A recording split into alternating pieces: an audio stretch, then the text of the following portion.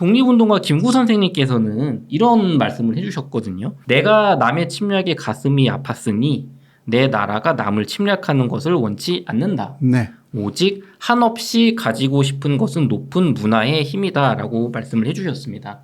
사실 그 교수님께서 귀화하시는 시점이 2003년, 2000년 초까지만 해도 일본과 우리나라의 문화적 역량은 이제 제가 느끼기에도 비교가 안 됐었거든요. 네. 다 우리는 이제 수입하고 뭐 일본 만화 보고 그랬잖아요. 근데 교수님이 일본에 계실 때 과거에 막 8, 90년대 일본과 우리나라의 문화적 차이는 좀 어떻게 느끼셨나요? 일본에 사실 때는요? 제가 어렸을 때 문화라기보다 스포츠 문화 있잖아요. 네. 그거 보면 제일 한국인들이 굉장히 활약하고 있는 거예요. 예, 뭐 유명한 사람은 그 장훈이라든가, 네. 그리고 축구 선수 중에 굉장히 많은 제일교포가 그냥 일본 이름을 갖고 또 원래는 한국 사람이었는데 기화를 해가지고 일본 사람으로 네. 그런 분들이 많다라는 이야기도 많이 듣고 있었고, 프로야구 선수 중에서도 뭐 일본인으로 있지만 원래는 한국 사람이다. 그런 분들이 굉장히 많았고요. 그리고 가수라든가 배우 그 굉장히 예를 들면 가찬력이 있는 가수, 네. 그거 보면 제일교포예요. 아, 그렇군요. 예. 그리고 배우 아주 연기를 잘한다. 혹은 굉장히 키도 크고 일본인답지 않게 여성이라고 하면 굉장한 좀 미인이다. 이런 표현하면 뭐 조금 그렇지만 그래도 좀 일본인처럼 안 보인다. 그런 사람 알고 보면 제일교포예요. 그러니까 저는 언젠가는 이러한 문화적인 힘이 크게 나오지 않을까. 사실 욕토산 아시잖아요. 네네네. 욕토산 뭐 북한 사람이잖아요. 네. 제베다를 아시죠? 그렇죠, 그렇죠. 일본에서는 오야마 마스타츠예요. 극진 가라데. 예, 극신 가라데 다 일본인으로만 알고 있었거든요. 네. 근데 그 이후에 욕토산도 제베다도 한국 사람이었구나. 이거는 당시 일본 사람들 볼 때 다 두 사람 다 슈퍼맨이거든요. 예. 그 정도로 굉장히 이제 권위 있고 유명한 네. 존경받는 분이셨는데 알고 봤더니 한국인, 뭐 북한 사람. 그런 면에서 이게 한국의 스포츠 문화 또 엔터테인먼트 문화는 일본의 조변에 갈려 있다. 네. 라는 그 생각을 저도 가졌고 저뿐만이 아닙니다. 네. 굉장히 많은 사람들이 그것을 느꼈기 때문에 결국은 지금 그 한류가 세계적인 문화가 됐다라는 것은 당연하게 생각하는 그 일본에 그런 것을 알고 있는 분들이 많습니다. 그렇군요. 그럼 정말 네. 교수님 어리실 때도 우리 한국의 좀 문화적 역량이 좀 잠재되어 있었다. 네네. 네, 이렇게 얘기해 주셨는데 불과 한 20년 사이에 한국과 일본의 문화적 역량이 완전히 역전된 것 같습니다. 네네. 한국 문화에 일본의 이제 침투 과정, 침투라고 하면 좀 그렇죠. 일본에 이제 전파된 과정. 네. 어떤 식으로 이게 좀 이렇게 진행이 됐나요? 예, 사실 그 80년대도요. 일본에서 한류가 없었던 게 아닙니다. 사실 그 조용필이 일본에 네. 가서 4번이나 일본에 그 12월을 그 마지막 날에 하는 그 홈백 노래 합정 네. 거기에 4번이나 조용필이 선발됐고요. 그 홍백 노래 합전이 뭐 되게 권위 있고 큰 그런 굉장히 어떤 행사인가요? 권위가 있는 것입니다. NHK에서 하는 거기에서 선발된다라는 것이 일본의 가수로서의 명예예요. 굉장한 명예입니다. 케운숙이라든가 이러한 분들도 그런 데서 굉장히 많이 그 유명해집니다.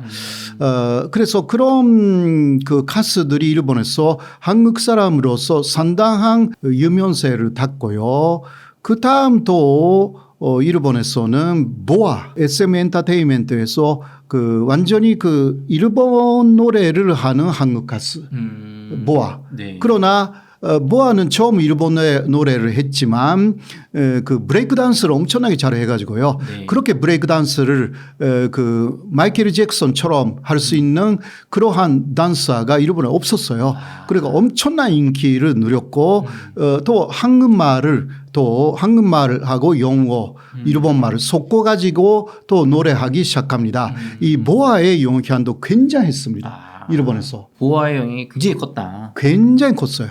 근데 그 다음 뭐 용사마도 네. 있었고요. 근데 그 전후해가지고 돈반싱이라든가 카라라든가 특히 카라는 한국어 노래를 일본에서 본격적으로 하기 시작한 그룹이었어요. 그곳으로 일본 사람들이 한글을 엄청나게 많이 배우기 시작해요. 전에는 일본어로 하거나 일본을 네네네. 좀 혼용했는데 네네네. 이제는 그냥 한글로만 완전히 한글로 하니까. 네. 그리고 뭐 온동이 춤 같은 거 네. 카라가 맞아요. 유행시켰고요. 그리고 소년도 많이 했습니다. 동북 대지진 때 굉장히 그 피해가 많았던 그 일본에게 그 헌금도 하고요. 카라가 그 굉장히 그런 면에서는 그 일본 사람들의 사랑도 받았습니다. 돈반신기는 그 실력으로 네. 이렇게 노래를 잘하는 게 한국 사람이구나라는 것을 알려줬고요. 그다음 그룹들이 많이 건너가잖아요. 네. 그 소녀시대, 네. 소녀시대가 일본에서 그 처음 그 모습을 선보였을 때는 일본 어른들이 깜짝 놀랐어요. 왜 깜짝 놀랐나요? 2.0밖에 들어가지 않는 네. 그러한 쇼케이스는 조그만 홀이었는데 네. 2만 명 이상의 일본인들이 왔기 때문에. 그러면 네. 뭐 아예 들어갈 수도 없고 그냥 네네. 난리 났겠네요. 그래서 어른들이 놀랐던 거죠. 근데 그때는 SNS를 통해서 이미 그 소녀시대가 많이 젊은 사람들에게는 알려져 있었습니다. 그것을 일본의 어른들이 알게 된 거예요. 이 정도구나. 이제 SNS 시대다. 예, 뭐 유튜브 같은 거죠. 네. 단실은 기타 여러 가지가 있었는데 그곳으로 노래뿐만이 아니라 춤까지 연습해서 온 일본인들 굉장히 많았어요 그때. 그러니까 너무너무 충격적이었던 거예요. 그렇겠네요. 네네네. 그 다음에 뭐 슈퍼주니어라든가 일본에 가면 지금 말하면 그 돔 크장 네. 그리고 매진시켜요. 야구장, 동구장 큰 거. 예. 몇만 명 들어가지 않나요? 5만 명. 야, 5만 명을 예, 매진시키나요? 이거는 그 일본인 가수는 못 돼요.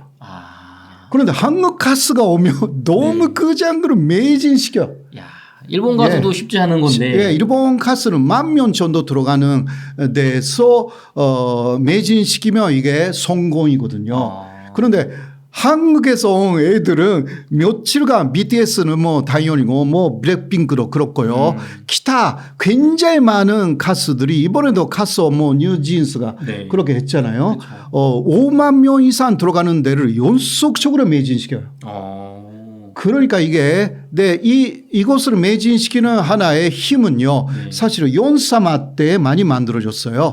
연사마 때 엄청나게 팬이 된 그 사람들은 30대 40대 아주머니들이었어요. 그렇죠. 그 당시에는 아주머니 30대 예, 아주머니 예. 겨울연가 나올 때. 네, 그 아주머니들이 쭉 한류 팬이에요, 사실. 그러니까 그분들이 아이를 낳고 그 아이들하고 함께 한류 드라마, K-팝을 쭉 보는 거예요.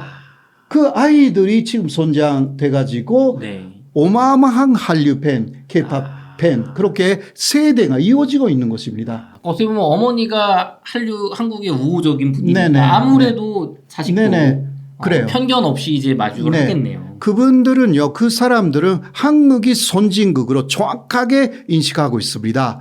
왜냐하면 그 사람들이 특히 배현준이 나온 그 시점은 일본의 경제가 쭉 내려가는 시점이었기 때문에 반대로 한국에 올라가는 그렇죠. 그러한 시점이었기 때문에 그때 또 태어났던 사람들은 선진국으로서의 한국을 받지 또 후진국으로 그 내려가는 일본에 실망하고 있는 그러한 세대이기 때문에 우리하고 세대가 달라요. 그러니까 과거에 우리 일부에서 나눴던 막 그 과거 식민 역사 반성 안 하는 그 일본 분들은 이제 옛날 하나 잘 나갈 때 그러니까. 그 역사인데 지금 세대는 다르다. 아니에요. 정말 달라요. 그러면 좀 뭔가 이제 한일 우호의 이런 어떤 좀 희망을 좀 볼 수 있을 것 같은 예. 생각이 듭니다. 예. 교수님 그럼 또 일본에 그 이런 K-팝 같은 드라마 뭐 이런 것도 많이 유명하지만 음식도 이제는 일본에서 상당히 한국 음식들이 이제 뭐 널리 퍼졌다. 뭐 그런 얘기도 네네. 있더라고요. 예, 예. 맞습니다. 뭐, 다 한국 음식점이 여기저기에 일본에서 있고요. 그리고 또, 뭐니 뭐니 해도 라면이죠. 라면. 한국 라면. 네. 일본 라면은 맵지 않잖아요. 그렇죠. 그런데 매운 한국 라면을 그 일본 사람들 굉장히 좋아해요. 뭐 세계적으로도 좀 그렇지만 네. 그 매운 맛에 익숙해졌다고 할까? 그러니까 일본 라면이 조금 어떤 면에서는 뭐라고 할까? 한국 라면을 먹으면 일본 라면이 그 2% 부족하다. 네. 뭐 그러한 느낌인 것 같아요. 그런 면에서 그 한국 라면이 아주 돌풍을 일으키고 있는 게 역시 일본 시장이다. 세계적으로도 그렇지만 네. 그런 게 있죠. 뭐 김치는 다 들어갔고요. 기타 뭐 한국 음식으로서도 뭐 삼계탕 같은 것도 일본에서 뭐 굉장히 많이 그 먹고 있고요. 또 그런 사람들이 한국에 많이 와서 또 그 한국의 좋은 음식을 맛보고 일본에 또 돌아가서 일본 쪽에서도 그런 곳을 계속 그 즐겨 먹고 다니는 그런 식으로 된 것 같아요. 지금. 그렇군요. 정말 참 많은 문화 교류가 있다고 생각이 드는데요. 그 교수님 제가 그 일본에서 그 오디션 프로그램을 하나 봤는데 그 우리나라의 그 JYP 박진영 그 JYP 회사에서 하는 일본인들로 구성된 한국식 K-팝 아이돌 를 뽑는 그 뭐 니지 프로젝트라는 그 예. 방송이 있었다고 들었는데 이게 뭐 굉장히 화제가 됐었다고 들었거든요. 예, 맞습니다. 그러니까 일본의 아이돌들은요 완성형이 아닙니다. 일본의 그 아이돌 문화라는 것은 아직 조금 뭔가 부족한 느낌이 있는 춤이나 노래를 하는 아이돌을 그냥 내보내요. 그렇게 해서 함께 성장해 나가자라는 게 좀 있으니까 네. 실패하는 것도 많습니다. 일본에서는요. 네. 사실 그 인디 같은 뉘앙스가 네. 좀 있는 거죠. 네, 그러나 그렇게 처음부터 그런 아이돌을 내놓는 회사들은 유명한 회사들이에요. 네. 예. 그러니까 회사에 힘이 있기 때문에 별로 아무것도 아닌 아이돌도 그냥 TV에 내보내거나 그렇게 할 수가 있죠. 맞아요. 그래서 보다 보면은 좀 우리나라 가수분하고 봤을 때는 이게 춤이나 노래가 너무 엉성하지 않나. 그러니까요. 네, 그게 일본의 어떤 면에서는 문화인데 한국은 완성판을 내보내는 거예요. 그러니까 그곳을 일본에서 비교하니까 이게 네. 비교가 안 되는 것입니다. 그렇죠. 사실. 네. 그렇기 때문에 이게 뭐 한국의 엔터테인먼트 회사들이 일본의 음악 시장 이 세계에서 두 번째이거든요. 미국이 그 세계 50% 갖고 있고요. 네. 일본은 그 세계에서 22% 정도의 음악 시장을 갖고 있습니다. 상당히 크네요. 예, 런던보다 커요. 네. 런던은 크다고 생각하지만 12%, 13%예요. 영국이 생각보다 작네요. 예, 네. 그러니까 일본이 두 번째로 아주 커요. 네. 그렇기 때문에 우리 엔터테인먼트 회사는 그 한국보다 훨씬 크니까 그리고 전소가 비슷한 일본 시장을 잡아야 된다. 그러니까 처음은 그 트와이스 같은 그룹 속에는 그 일본 스타가 3명 정도 있잖아요. 그 9명인가요? 9명 가수 중에 3명. 네, 사나, 미나, 모모 세 분이 네네, 계십니다. 3명인데 네. 그런 식으로 했는데 아예 그냥 일본 아이들로 다 하자. 맞아. 100% 일본인. 네네네네. 9명이. 예. 7명일 거예요. 네네. 네, 그러나 그것을 뽑는 과정에는 한국의 엔터테인먼트 회사들이 많이 참여를 하는 거죠. 예. 왜냐하면 그 노하우가 있기 때문에 그런 거죠. 그렇게 해서 완성판 아이돌을 일본에서도 내보내자. 이거 하나의 실험이거든요. 네. 일본은 그냥 함께 성장해 나가자라는 문화가 있기 때문에 네. 완성판이 나올 때 어떻게 되는지라는 것은 조금 지켜봐야 하지만 그거는 한국 스타일이에요. 사실. 네, 그래도 일단 하나의 성공 사례가 될 가능성이 있어가지고 그러면 일본의 음악 시장 엄청나게 바뀌어요. 실제로 네. 그 니쥬라는 그룹이 여자 그룹이 이제 한 3년 전인가 데뷔를 했는데 네네네.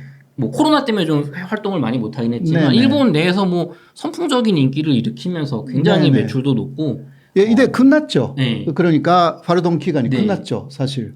그렇죠, 그렇죠. 근데 이제 네. 지금은 뭐 이제 또 세계적인 진출을 한다고 하면서 다시 한번 네. 그러니까 시즌 2가 네, 시즌 2로 되는 거네요. 또 남자 그룹도 하고 다양하게 하고 네, 있는 것 같습니다. 네. 그럼 교수님 지금 얘기를 들어봤을 때 어쨌든 한국식으로 일본이 지금 아이돌을 만들었다는 거잖아요. 네네. 근데 과거에 제가 느끼기는 일본 분들은 한국 하면 이제 무시하고 우리께 최고지 하면서 이런 시도 자체를 안 했을 것 같은데 네. 이제는 좀 많이 좀 바뀌고 있는 건가요? 많이 바뀌었죠. 아. 왜냐하면 그거는 세계적인 그 K-팝 그리고 한류 자체의 성공이죠. 예. 그러니까 일본은 해외에서 한국이 다 성공해 나가니까 예를 들면 카타르 월드컵에서 BTS의 그 가수 맞아요. 누구였지? 공연했잖아요. 예. 이게 초청돼 가지고 이게 주제가도 부르고 그러잖아요. 그렇죠. 그거는 일본은 굉장히 부러운 거잖아요. 배 아프죠. 배 아프죠, 사실. 네. 그러니까 이거 한국을 절대 무시를 못한다. 그리고 드라마도 그래요. 드라마도 왜 한류 드라마 혹은 영화가 세계적인 상을 계속 받고 넷플릭스라든가 네. 뭐 디즈니라든가 기타 여러 가지 거기서 어마어마하게 성공하느냐라는 것을 또 연구를 해요, 일본 사람들이. 우리 왜 저렇게 못하냐? 네. 연구를 했더니 한국에는 대학교에 80개 정도 영화예술학과가 있다. 일본에 그런 거 없거든요. 그런 게 없군요. 없어요. 의외네요, 되게. 그러니까 논리적으로 네. 엄청난 차이가 있대. 그래, 음. 일본에서도 그러한 영화예술계를 가르치는 데가 없는 게 아니에요. 그냥 대학교 아니에요. 네. 그냥 그 일본에서 말하는 전문학교. 전문학교. 그냥 뭐 연기학교. 네네네. 그러니까 그냥 돈을 내면 그냥 학원 같은 느낌. 수료할 수가 있는. 네. 그러니까 아주 열심히 학위를 받으면서 가는 그런 데가 아니에요. 그리고 일본이 그것을 연구를 했더니 바로 그 드라마도 원씬이 다 계산되어서 만들어져 있다. 씬 하나하나에 예. 모든 동작이나 소품 배치가 다 계산되어 있다. 모든 우리나라는. 게 계산되어 있다. 한국이. 그것으로 일본을 발견을 해요. 그러니까 세계화가 된다. 그렇게 이해를 했어. 저희는 그게 좀 당연하다고 느껴지는데 네, 일본은 그렇지 않은가 보네요. 네, 일본은 그러니까 감독들도 네. 나이가 너무 많아. 너무 올드하게 하시고. 너무 많은데 일본은 나이가 많으면 많을수록 또 코니가 있어가지고요. 또 은퇴를 많이 안 해. 그래요? 네, 만들어낸 작품을 보면 굉장히 나이 많은 사람들이 만들었기 때문에 화력이 별로 없어. 재미없어 사실. 그렇죠. 우리도 지금 뭐 한 10년 전 드라마만 봐도 벌써 흐름이 달라졌는데. 그러니까 그러한 여러 가지 한계점에 일본은 도달을 했고, 네. 뭐 앞으로는 한국을 흉내내 가지고요.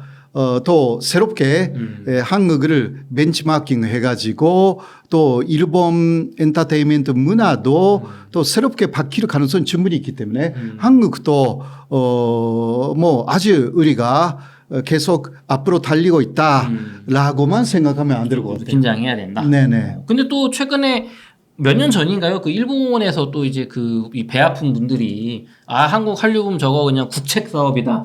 국가에서 무슨 돈으로 밀어서 된 거다면서 쿨 재팬인가 뭔가 했다가 대차게 망했다고 들었거든요. 그러니까요. 그 얘기 좀 부탁드리겠습니다. 예. 뭐 쿨 재팬이라고요. 해가지고 일본 정부가 좀 일본 엔터테인먼트 문화를 육성하자라는 그러한 정책이 좀 있었거든요. 그런데 그거 실패를 했습니다. 왜냐하면 문제는 돈만 지원하거나 그런 것으로 해결되는 문제가 아니라 근본적인 문제가 해결되지 않고 있는데 그렇게 함으로 인해서 일본이 뭔가 성공할 수 있다고 착각한 거예요. 그때 사실 이명박 정권 때부터 또 본격적으로 한국에서는 한류에 돈을 쓴 것은 사실이에요. 사실상. 네. 네, 그러나 그거는 먼저 조변이 완전히 만들어져 있었거든요. 만들어진 다음에 많이 지원을 해줬어요. 사실. 네. 그러나 일본은 아무것도 없는데 그냥 돈만 주려고 하니까 네. 이거 그 돈만 받아서 뭔가 할 수 있는 일이 아니기 때문에 아. 그래서 실패한 것입니다. 그러니까 우리나라는 이미 문화 그 말씀해 주신 거 드라마나 케이팝이나 영화나 이런 게 있는 상태, 세계적으로 먹힐 수 있는 컨텐츠가 있는 예. 상태에서 국가가 좀 홍보를 도와주니까 된 건데 그러니까요. 일본은 말씀하신 것처럼 뭐 네. 할아버지들이 이렇게 드라마 만들고 이런 분들 안 되는 걸 갖고 하니까 안 된다. 안 되죠. 안 되죠. 그렇군요. 네. 교수님 그러면 이제 좀 한국과 일본이 특히 일본이 이제 과거 역사를 이제 반성하지 않고 이렇게 계속 행동으로 뭐 독도는 자기네 땅이라고 우기면서 좀 이렇게 티격태격 우리랑 하고 있는데요. 좀 과거 세대와 달리 지금 지금의 지금 청년 20, 30대 뭐 또 10대 일본 세대 분들한테는 좀 우리가 한일 우호가 좀 될 수 있는 그런 희망을 좀 걸어볼 수 있을까요? 예. 아무래도 그 옛날에 일본 세대 뭐 특히 60대 이상의 일본인들은 과거의 식민지 시대를 간접적으로나마 좀 그 알고 있어가지고 한국에 대해서 우월감을 갖고 있었던 그러한 세대라고 할 수가 있죠. 네. 60대, 70대, 네. 80대는요. 그러나 그 이후 50대 이하 40대, 30대는 그렇지 않고 한국이 상승하는 그 세계적으로 그러한 가운데서 한국을 알게 돼가지고 또 일본의 교과서에서도 그 10년대에는 특히 그 위안부 문제라든가 철저하게 가르쳤어요. 그러한 그 영향도 있고 해서 상당히 그 일본이 과거 잘못된 그런 길을 걸어왔다라는 것을 인식하고 있는 일본인들도 꽤 많습니다. 사실. 네. 그렇기 때문에 한일 관계가 좋아질 가능성이 지금 그 젊은 세대에 많이 기대를 걸어볼 수가 있습니다. 그 대표적인 그 사람이 한국에서도 알려진 그 일본의 메이저리거 야구 메이저리거의 대표적인 선수 누구일까요? 그뭐 오타니 쇼헤이 오타니 쇼헤이. 예. 오타니 쇼헤이가 특히 이 초등학교부터 고등학교까지 배웠던 그 시기는 일본에서 유토리 교육이라고 했습니다. 네. 유토리는 그 여유로운 교육이라고 해서 절대 평가를 했어요. 상대 평가하지 않고. 네. 그러니까 이제 그 부담이 좀 덜 된 거죠. 그리고 또 교육하는 내용도 인종이나 나라로 차별하면 안 된다라는 것을 철저하게 그때 가르쳤습니다. 잘했던 시기. 네, 그러니까 오타니가 한국에 대해서 굉장히 그 좋은 이야기를 하고 또 인격적으로도 그 친구는 괜찮은 친구예요. 네, 그러나 오타니 같은 세대가 그런 사람들이 많다. 그리고 그 이후는 그 기조를 일본은 크게 바꾸지 않았습니다. 네. 물론 그 역사 교육에 있어서는 독도는 일본 영토라든가 이런 것은 다시 부활시켰지만 네. 아베 정권이 돼가지고요. 예. 네, 그러나 다른 부분은 좀 유지하고 있어가지고요. 네. 그런 면에서는 그 그래도 서로 대화할 수 있는 그 특히 2000년 이후에 교육을 받은 세대 그 이후의 세대는 괜찮은 거 아닌가. 한일 관계가 또 그러한 젊은 사람들을 중심으로 그 재편이 되면 좋겠다. 저는 그렇게 생각합니다. 알겠습니다. 그래서 일본 그 국민 세대도 좀 달라지고 있으니까 네네네. 또 교수님도 한국에서 많은 활동 통해서 좀 이런 역사 인식에 이걸 넘어서는 네네. 진정한 한일 우호로 갈 수 있는 역할을 해주시길 기대하겠습니다. 교수님 80년대 후반, 90년대 초반 일본 경제가 세계 1위 미국을 한때 위협하던 때가 있었죠. 그때 교수님은 일본에서 아마 청년기를 보내고 계시지 않을까 생각이 네. 드는데요. 거품 경제 시절 일본 분위기는 좀 어땠나요? 아무래도 그 당시는 특히 1985년에 브라자 합의라는 것이 일본하고 미국 사이에서 있었습니다. 네. 그때 미국은 그 대일 그 무역에 있어서 완전한 적자였습니다. 그렇기 때문에 달러화를 약세로 돌리고 엔을 그 엔고로 함으로 인해서 네. 그러한 무역적인 미국 적자를 줄이자라는 데 일본하고 미국이 합의를 해가지고요. 그때 원 달러에 그 240엔 정도였어요. 네. 그것이 뭐 두 달, 석 달 정도로 120엔 정도로 절반 수준. 예, 어마어마한 엔고가 온 것입니다. 그렇죠. 그렇게 되어서 일본은 한때 불황이 됐지만 네. 그러나 일본 중앙은행, 일본 은행이라고 하죠. 네. 일본 은행이 이제 금리를 굉장히 낮춰가지고 그래서 그 엔을 많이 그 빌릴 수 있게 네. 했죠. 그곳으로 바블이 엄청나게 생기기 시작합니다. 일본에서. 네. 그렇게 하여서 돈이 넘쳤어요. 그리고 또 엔고니까 엔이 비싸잖아요. 그렇죠. 그래서 도쿄의 땅값이 미국 전체보다 비싸다라는 현상이 일어났습니다. 도쿄시가 미국 네네네. 전체 땅보다 땅값이 비싸다. 비싸다. 대단하네. 그러한 시기가 있어가지고 네. 미국의 록페라 빌딩이라든가 그런 곳을 일본 사람들이 다 당시 구입했고요.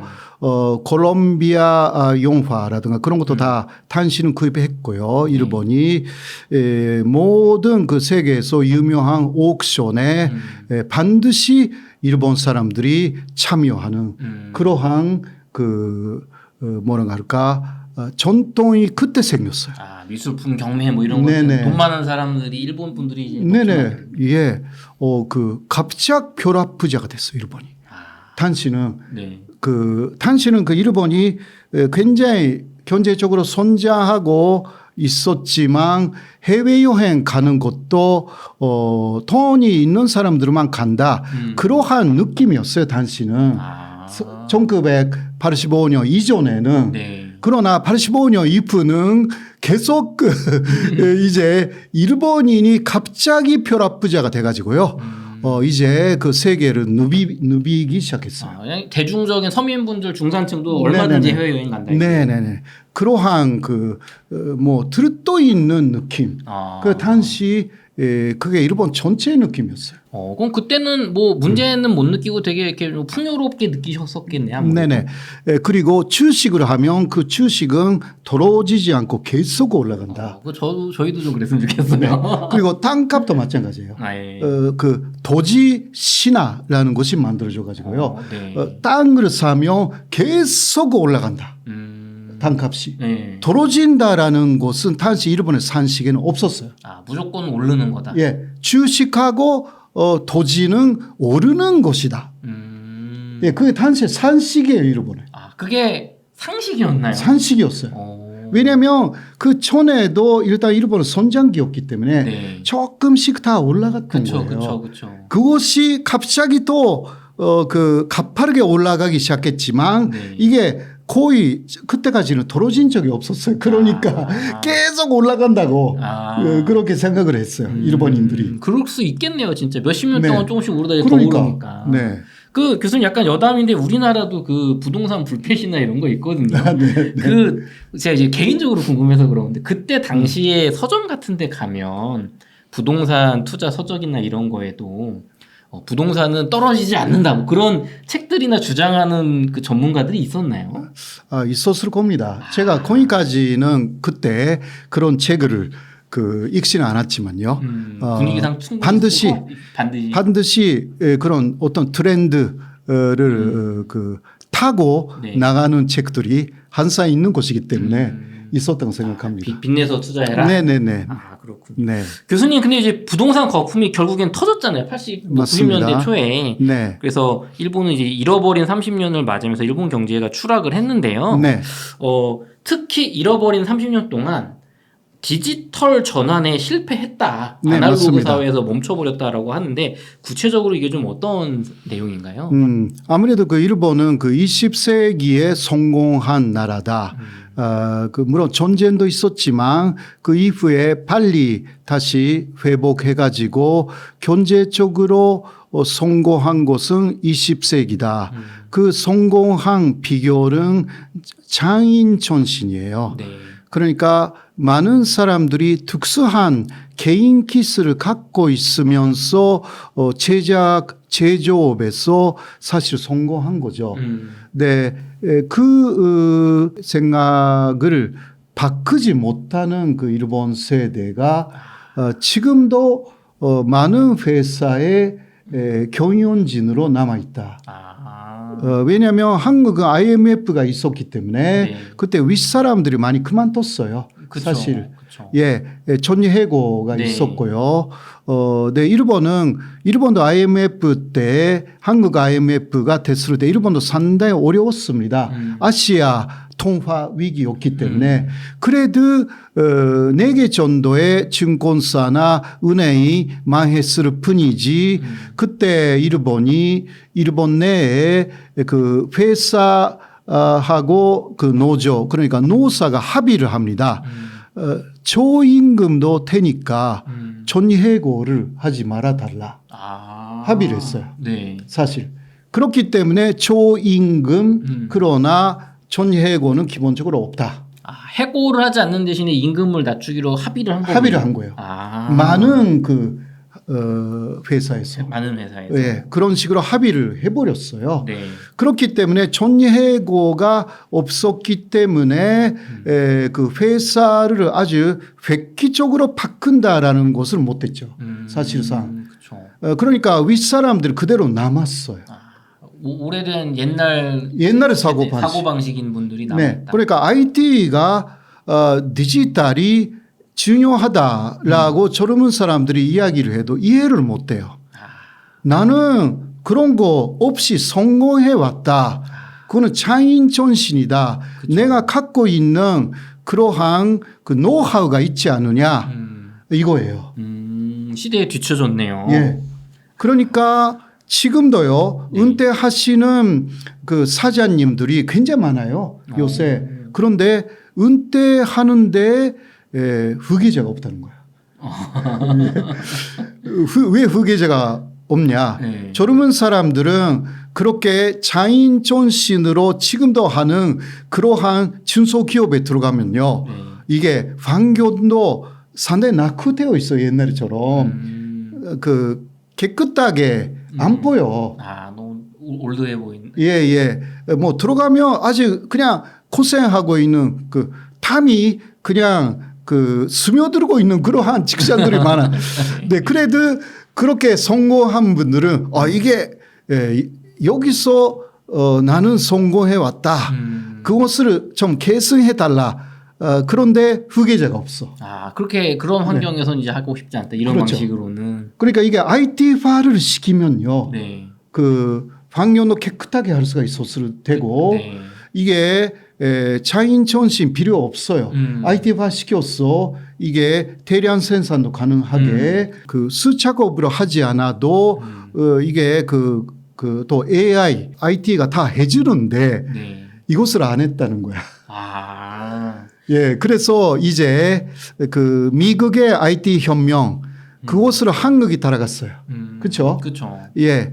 네, 그러니까 한국은 IMF로 망했기 때문에 네. 무조건 미국으로 따라갔어요. 그렇죠. 그때 우리는 어떻게든 다시 일어나야 되니까. 네네네.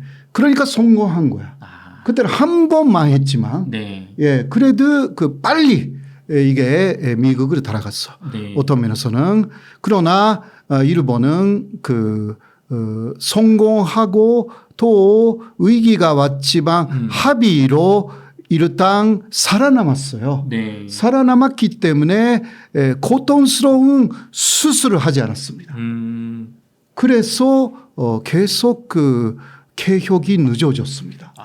그러다 보니까 교수님 이번에 코로나 때도 그런데 제가 깜짝 놀랐거든요. 코로나 때 뭐 이렇게 우리나라도 뭐 몇 명 뭐 이렇게 감염됐다 뭐 이렇게 발표를 하잖아요. 우리나라는 주로 이렇게 화면 같은 거 컴퓨터 화면 띄워가지고 그걸 하는데 일본은 무슨 스티로폼 같은 거에다가 막 이렇게 붙여가지고 그러니까요. 이게 수작업으로 막 이렇게 하는 걸 보고서 아니 이게 정부 기관이 저렇게 일 처리하는 게 맞나?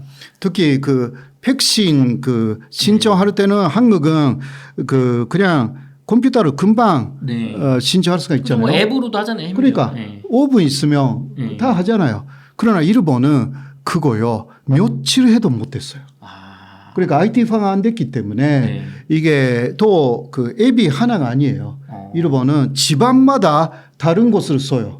그러니까 통일 그 통합 되어 있지 않았고 그리고 여러 곳에서 이게 많은 사람들이 접속하니까 팽크가 나요. 이게 굉장히 문제가 이게 터졌어요. 예. 그래서 이거 안 되겠다라고 해서 일본도 특히 코로나를 그 고치면서 IT화를 해야 된다. 뒤늦게 알게 됐는데요. 잘 안 돼요, 지금. 잘 안 되는군요. 네. 교수님 근데 이렇게 IT 산업, 디지털 산업을 키우지 못하다 보니까 우리나라 같은 카카오톡 같은 메신저가 없다고 들었어요. 그래서 맞아요. 우리나라는 이제 카카오톡 쓰잖아요. 외국 거 안 쓰고. 그렇죠. 근데 일본은 이제 네이버 라인이라고 우리나라 예. 거를 쓴다고 들었거든요. 네, 근데 맞습니다. 최근에 요 라인을 좀 이제 내놔라 강탈해 가려고 하지 않았습니까? 네네. 맞아요. 이게 일본은 이게 왜 그랬던 건가요? 왜 그러니까 그 우리가 상상할 수 없는 정도로 IT 기술이 후진이에요. 특히 그 자 IT 기술을 갖고 있는 인재가 없냐 하면 있기는 있어요. 그러나 우수한 사람들은 오히려 기업에 안 들어갑니다. 왜 그러냐? 기업에 들어가면요 저임금이 굉장히 낮아요. 저임금. 예, 저임금이죠. 그게 그 제가 20대 때 그러니까 뭐 굉장히 몇십 년 전의 이야기인데 그때 22만 원 정도 그러니까 220만 원 정도요. 네. 정도였어요. 저임금. 네. 그런데 지금 260만 원 정도예요. 저임금. 그게 그 굉장히 좋은 회사 뭐 소니라든가 그런 데서도 그래요. 그럼 거의 막 40년 전. 네네. 그러니까 임금이 올라가지 않았어요, 일본은. 40년 동안 안 올랐다. 임금이 올라가지 않았는데 엔의 가치가 떨어졌기 때문에 금해력은 지금 그 1995년이 최고였대요, 일본이. 그때 150 정도였는데 지금 그 70밖에 없어요. 그러니까 당시하고 비교하면 엔의 가치는 40% 정도가 됐는데 받는 N이 똑같으니까. 월급이 똑같으니까 그냥 이게 어려운 거죠, 일본인들. 그렇죠. 예. 요즘 또 N저라서 안 그러지 뭐 해외여행도 그러니까 그래서 그 임금 자체가 낮기 때문에 인재들은요 그 일본 회사 안 들어가요. 해외로 나가버려. 혹은 일본 안에 있다 하더라도 개인 사업을 하면서 여러 곳하고 계약을 해요. 그러니까 예를 들면 라인 야프는 일본 소프트뱅크잖아요. 소프트뱅크 안에 인재가 사실 거의 없는 거예요. 그래서 네이버에 기술 라인으로 다 가져가려고 했어. 맞아요. 예. 그러니까 지분을 다 받아가지고. 네네네. 예. 그래도 그렇게 해버리면 이게 일본 안에 기술이 없는데 이거는 더 앞으로 못하게 된다. 그러니까 결국은 포기를 한 거예요. 일단 3년 정도는. 그러면 일본이 그냥 물러난 게 아니고 우리가 다 가져가려고 했는데 기술력이 없어서 인재가 없어서 운영을 못하니까 그냥 그런 거예요. 그런 건가요? 예. 네, 그거는 운영 못한다라는 것을 일본 자민당이나 일본 중앙정부는 몰랐어. 위에서 그냥 몇 년만 하면 되니까 그 사람들. 그런데 소프트뱅크의 손정희 회장이 하는 이야기를 들었더니 이거 우리는 안 됩니다. 그렇게 된 거죠, 사실상. 그러니까 뭐 2년, 3년 후까지 기술을 흡수하고 예, 그 다음 또 그 지금 하려고 했던 것을 하자. 이렇게 그냥 미뤘던 것 뿐이에요. 그러면 이거 뭐 일본이 잘 포기한 게 아니고 아니에요. 미뤄두고 나중에 또 가져가려고 할 수 있겠네요. 네네네. 충분히 그래요. 이것도 잘 지켜봐야겠습니다. 우리나라 좀 정치권 분들도 이런 거 좀 잘 힘써 주셨으면 좋겠어요. 그러면은 이런 거를 그 일본은 아니 그럼 뺏어가지 말고 자기네 거 만들면 되지 않습니까? 네네. 그 능력이 안 되는 건가요? 그러면 돈을 많이 줘야지. 그런데 아직 그 연공 서열이 아직 남아 있어. 예, 그러니까 윗사람들이 그만두지 않았기 때문에 네. 요새는 또 천년도 없앤다고 말하고 있어. 그러니까 지금은 65세가 이르다 네. 천년이거든요. 네. 그런데 한국은 60세도 가지 않고 뭐 40대 넘으면 그냥 그만두는 사람들이 많잖아요. 맞아요. 일본이 그러한 부분이 없어요. 어. 그러니까 일본 기업에 좋은 부분이 하나 있다고 하면 일단 들어가면 쭉 있을 수가 있어. 그렇죠. 정년까지 안전하게 해고 안 한다. 네네네. 그런데 그 전년도 없앤다. 그럼 더 그러니까 70세, 75세까지 예. 가게 한다는 거. 그러니까 젊은 사람들 중에는 IT, AI 기술을 갖고 있는 사람들이 있어요. 네. 근데 안 들어가. 돈을 주면 들어가죠. 그런데 안 주니까 왜 갑니까? 그러니까 그 일본이 고통스러운 그 내부 수술을 하지 않는 한 계속 문제를 해결할 수가 없어요. 일본의 미래는 그렇게 자기 고통을 견디고 이거 수술을 하겠다. 그러한 회사가 나오지 않는 한 어려워요. 굉장히 어려워요. 교수님 그러면은 일본은 내수 시장이 크니까 그렇게 막 세계적인 이런 기술을 따라가지 않아도 먹고 살만 하니까 기업들이 그냥 하던 대로 하는 건가요? 처음은 그랬어요. 처음은 그렇게 내수 시장에 그냥 맡기도록 한 거죠. 그게 바로 바블이 고진 1990년대 초쯤부터 완전히 그 전환시킨 거예요. 내수 주도로. 그런데 내수 주도로 했는데 기본은 역시 월급을 올리지 않았기 때문에요. 네. 아무리 내수 주도로 했다고 해도 물가는 일단 올라가잖아요. 네. 그런데 월급을 올리지 않았기 때문에 요새 올린다고 해도 실질 물가는 계속 마이너스입니다. 그렇기 때문에 어려운 것입니다. 일본 사람들이 이게 어디까지 갈 수가 있는지라는 것은 대단히 의문스러운 부분들이 있습니다. 그렇군요. 네.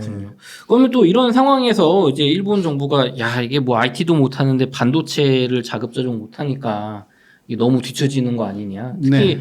대만, 중국도 반도체 굴기 하고 있고 대만은 네. TSMC가 있고 우리나라는 삼성전자가 있잖아요. SK 네네네네. 하이닉스나. 그러니까 일본이 없던 게 자존심 상해서 그런지 타도 삼성전자를 외치면서 대만의 TSMC, 미국의 IBM에 막대한 보조금을 주면서 반도체 이제 공장 좀 일본에 지어라. 네. 그래서 이 정부 주도로 키우려고 하고 있는데요. 네. 일본의 좀 반도체 부활이 좀 가능할까요? 물론 소부장 부분에서는 일본은 반도체 중에서도 소부장 부분 그러니까 반도체를 만드는 공작 기계라든가 네. 이것은 일본이 세계 제일이에요. 사실 그런 부분은 있지만 그러나 다른 부분은 네. 뭐 굉장히 뒤져 있는 것이 일본이죠.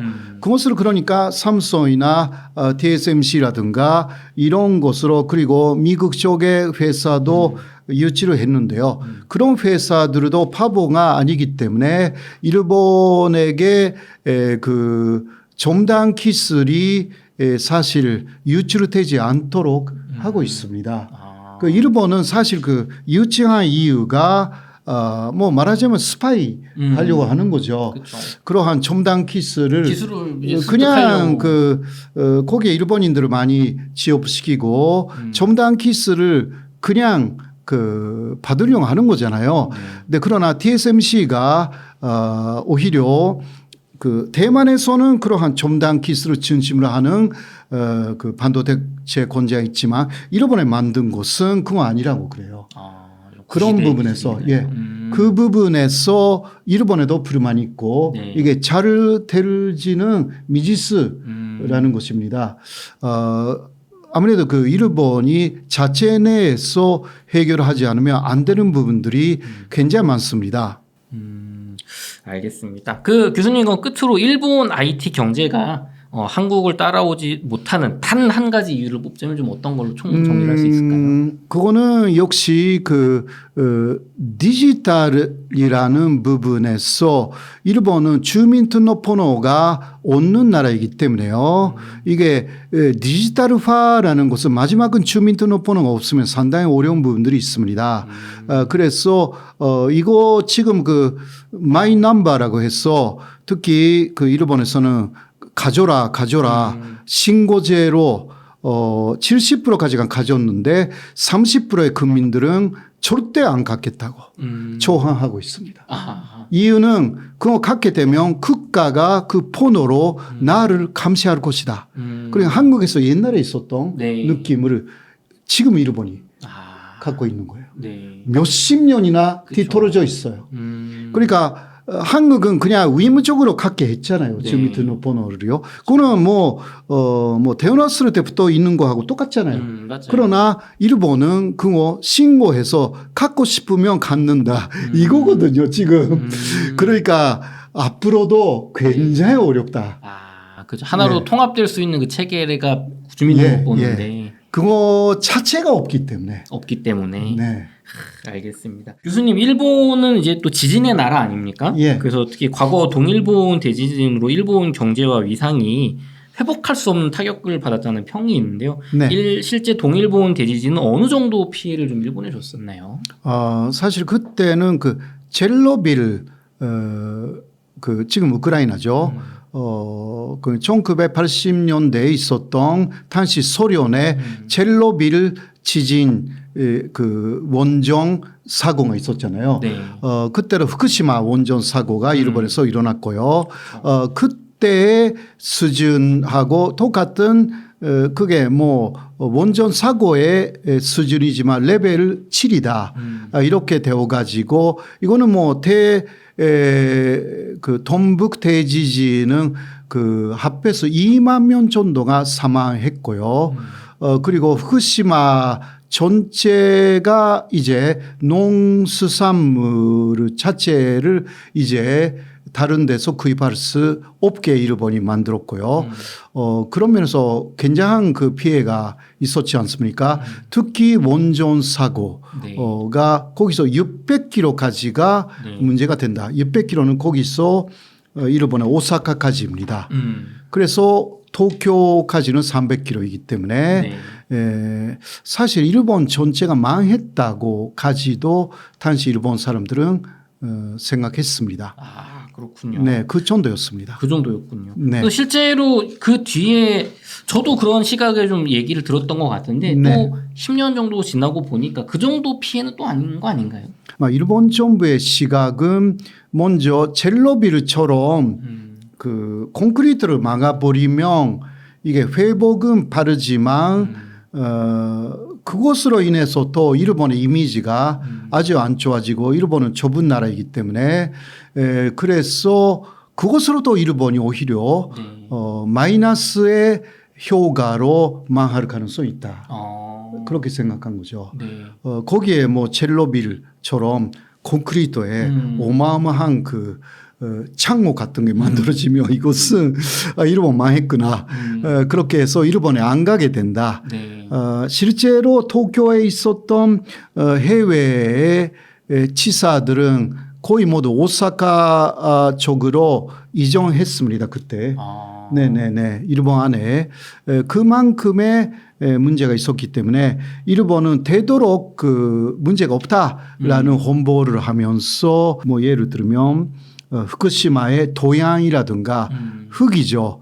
이거 흙이 오염되었기 때문에 흙을 많이 위에 있는 도지의 흙을 완전히 모아서 이게 못 쓰게 하거나 그런 노력을 많이 했습니다. 지금까지만 해도요. 거기 후쿠시마 안에를 흐르고 있는 칸이 있죠. 칸에서 나오는 민물 고기는 먹으면 안 됩니다. 수치로도 안 돼요. 지금까지만 해도요. 그렇게 해서 30km 이내에는 절대 이거 들어가면 안 된다라고 그렇게 했습니다. 사실 또 대지진의 문제도 있었지만 후쿠시마 문제가 가장 컸어요. 그때는 네. 대지진 이상으로. 그래서 그 이후에 보도를 안 한 거죠. 보도를 하는 예. 잊혀지길 바랬군요. 예. 그래서 갑산성 이상이라든가 굉장히 많이 네. 사람들이 나왔는데 네. 그것도 후쿠시마 안에서는 갑산성 이상으로 그것을 조사할 수 있는 병원을 한 군데로 지정해 놓고 다른 데 가면 안 된다. 거기서만 해라. 예, 거기서만. 다른 데 가도 진짜를 하지 않게 만들었고요. 그래서 비밀 유지에 엄청나게 힘을 썼어요. 그렇게 하여서 실제적인 정보가 외부 유출되지 않도록. 먼저 그게 중요했죠.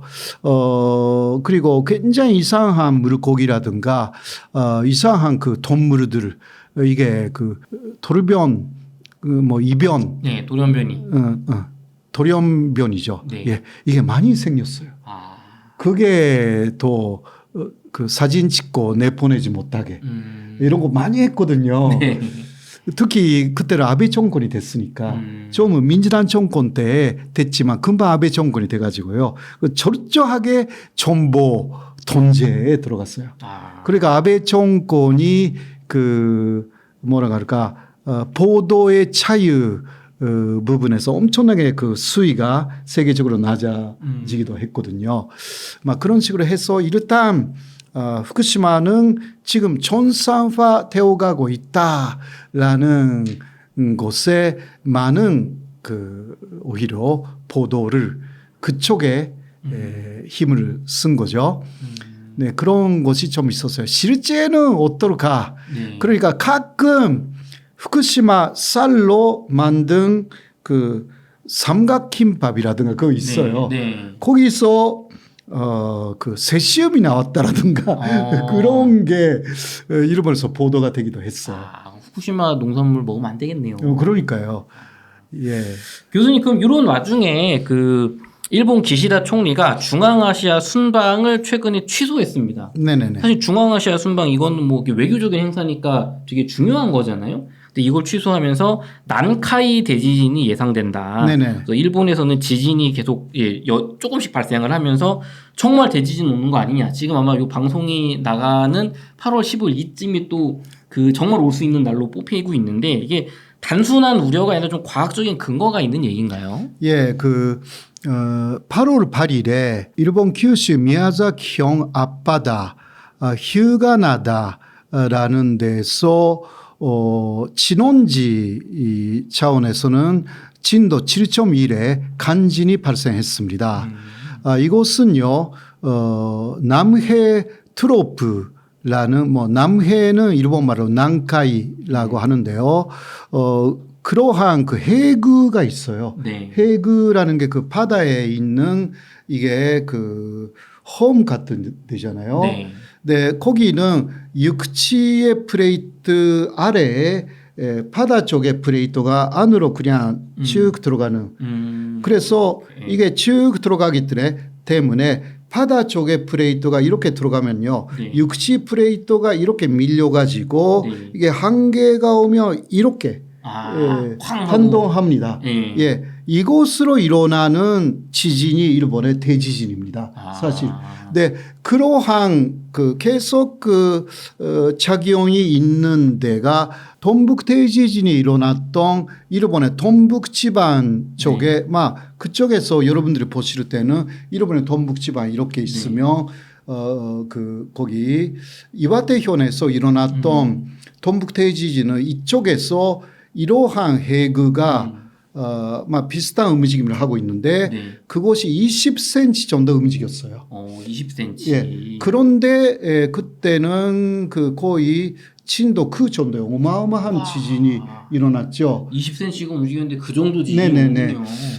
그게 그냥 20cm지만 이게 어마어마한 지진을 그러니까 일본의 동북 지방에서 거의 도쿄 가까운 데까지 다 흔들렸잖아요. 네. 그다음에 남해라는 곳은요. 도쿄 이남의富士山 앞바다예요. 네.富士山 앞바다에서 kyushu 앞바다까지 이게 긴 해구가 있습니다. 네. 예, 이곳이 현재까지 100년이나 140년에 한 번 대지진이 일어났습니다. 아, 역사적으로 100년에서 역사적으로. 140년마다 대지진이 왔다. 예, 예. 그러니까 이게 100년이 되는지 140년이 되는지는 아무도 몰라요. 네. 그런데 그게 더 짧아질 수도 있고요. 네. 네, 요새는 가장 마지막에 일어났던 게 1948년입니다. 그러니까 그때부터 거의 80년 정도 지나간다. 46년에 한 번 일어났고 48년에도 일어났기 때문에 46년 기점에서는 뭐 80년도 지나는 거죠. 네. 그러니까 일본에서 지금 말하는 것은 20년 이내에 아마 확실하게 그 큰 대지진이 올 것이다. 그런데 이게요, 20년 이내라는 것은 오늘 와도 되는 그런 것이 있기 때문에 20년 뒤가 아니라 20년 내니까 뭐 네네네. 오늘 내일 올 수도 있는 예, 거죠. 예. 네, 이러한 이야기를 그 일본의 기상청이 본격적으로 하기 시작해 가지고 처음으로 그 아까 이야기한 8월 8일에 규슈 앞바다에 지진이 일어났을 때 대지진 발생주의보라는 거 사상 처음으로 발령했습니다. 아. 이게 용요를 텔 수가 있다. 네. 그러니까 규슈 앞바다의 한 지점에서 나오는 지진이 아니라 이게 연속적으로 아, 여기저기서 계속 막 지진이 예. 나가지고 정말 큰 지진이 올 수 예. 있다. 아. 그게 그러니까 최악의 시나리오가 있는데 네. 그거는 막 그쪽에서 보시면 규슈에서 이게 그 시코쿠 네. 전도에 또 하나의 균열이 있어요. 네. 여기가 한 번 깨진다. 아. 예, 여기서 어마어마한 지진이 와가지고 네. 그때 시코쿠에는 최고 29m의 쓰나미가 온다. 와. 예, 네, 다른 데서도 네. 그 최소한 2m의 쓰나미가 아. 그러니까 2m에서 10m, 15m 그런 게 온다. 동북 대지진 때는 최고가 15m였습니다. 와, 그럼 29m면 지금 동북 대지진 때 2배가 올 수 있다는 거네. 쓰나미가. 뭐 26m라고 말하고 있어요. 아. 26m. 네, 이게 첫 번째고요. 또 그 나고야 쪽에서 그富士山 앞바다 쪽까지가 또 이어지고 있지만 이게 연속적으로 거기서 또 일주일 이내에 또 깨질 우려가 있다. 그게 두 번째 대지진. 네. 이게 최악의 시나리오래요. 아. 그렇게 되면 거의 도쿄까지 그 도시까지 쓰나미가 휩쓴다. 아, 일본의 남쪽이 그럼 초토화 되는 거네요. 네네네. 아.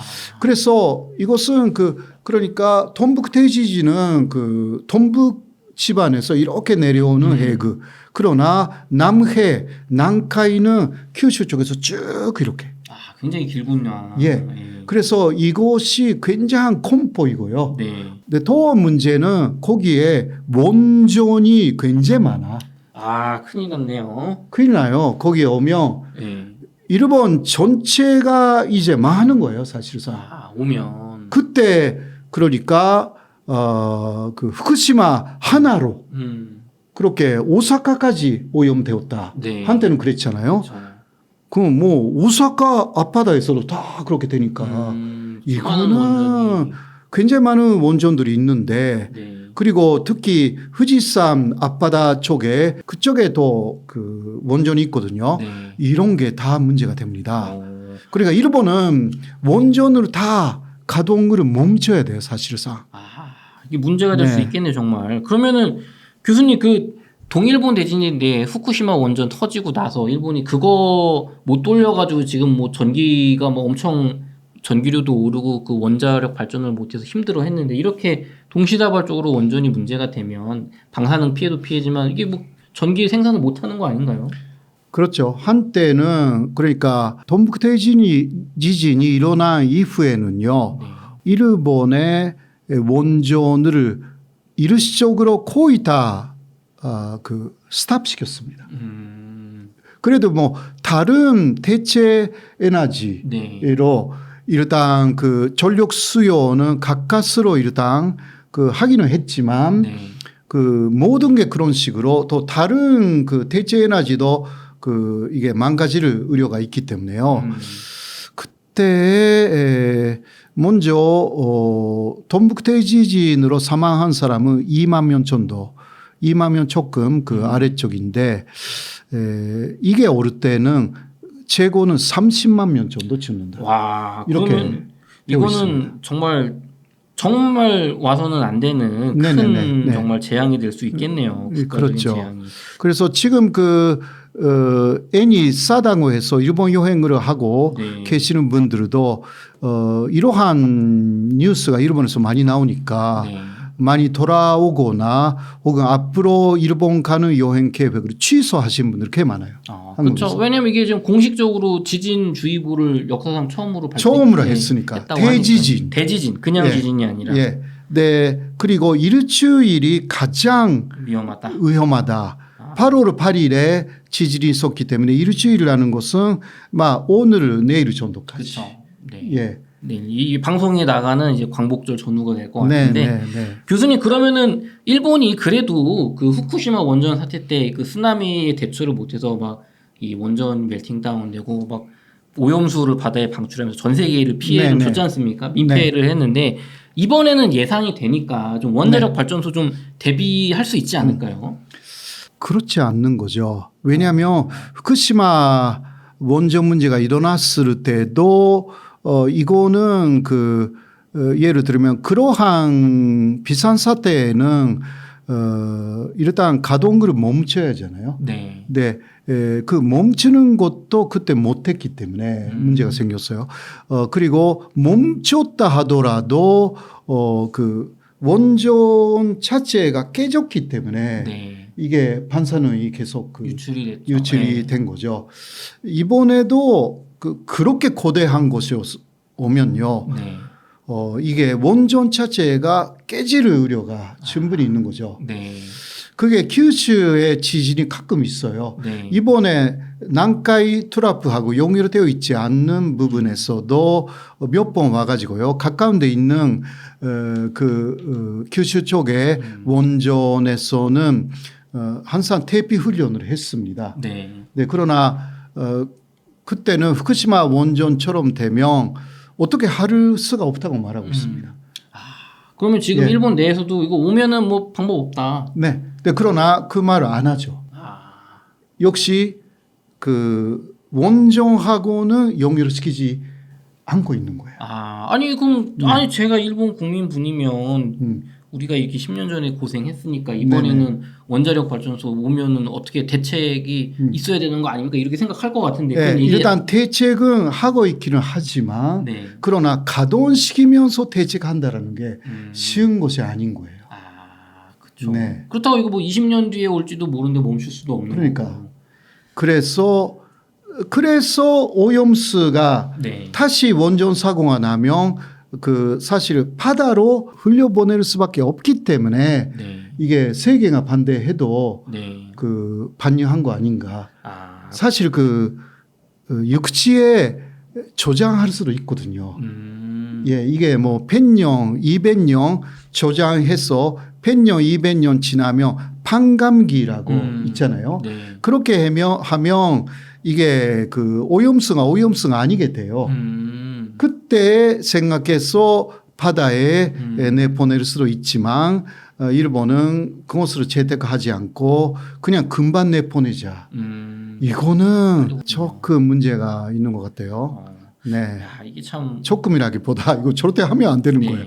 그러니까 원전 사고가 일어난 나라에서 바다로 내보낸 게 일본의 처음이에요. 그렇군요. 이게 뭐 어쨌든 이게 큰 자연재해가 좀 오지 않았으면 하는 바람이 네네. 있습니다. 네, 교수님 그 끝으로 일본에 계셨을 때 혹시 큰 지진 경험하신 적이 있는지. 큰 지진은 제가 있었을 때는 없었습니다. 88년에 왔기 때문에요. 그 이후 95년에 효고 대지진이 있었습니다. 그때 효고현에서 한신 대지진이라고 그 이후에 이름을 바꿨지만 네. 큰 지진이 왔는데 그거는 95년이었습니다. 저는 88년에 한국에 왔기 때문에 그때까지는요. 그러나 고등학교나 중학교에서 수업을 듣고 있잖아요. 네. 그런데 그때 흔들려요. 그거는 다반사였습니다. 그냥 이렇게 흔들려요. 그런데 우리는 금방 이거는 멈춰질 것이다.